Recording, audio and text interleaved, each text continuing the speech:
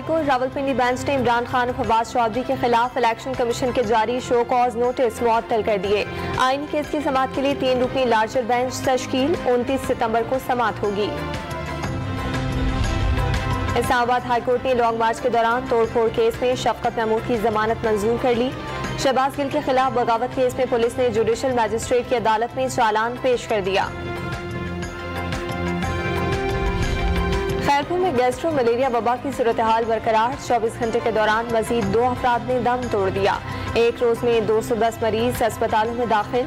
सांगड़ के 50 से ज्यादा देहातों में कई फीट पानी जमा। वकील घरों में महसूर। आमदोरफ्त के लिए कश्तियों का इस्तेमाल। वजीर आला सिंह की घोट की आमद पर इंतजामिया मुतहर्रिक।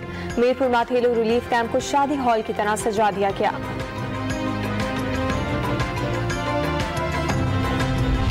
खैबर पख्तूनख्वा में 24 घंटे के दौरान मजीद 284 डेंगू के मरीज अस्पताल में दाखिल। इस्लामाबाद में 105 नए केसेस रिपोर्ट। गवादरुल केस में 54 अफराद को मूजी मच्छर ने डंक मार दिया।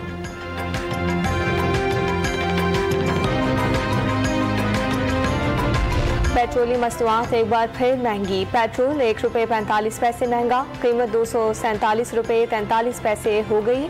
मिट्टी के तेल की कीमत में ₹8.30 फी लीटर कमी। डीजल की कीमतें बरकरार।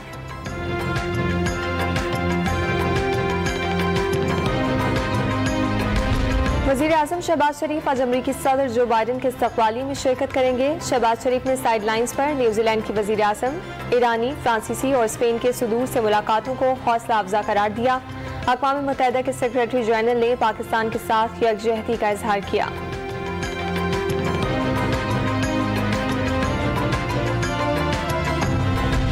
पंजाब और सिंध में आटे की कीमत में फर्क खत्म। दोनों सूबों में आटा ₹65 फी किलो हो गया। 20 किलो का थैला ₹1295 में दस्तयाब होगा।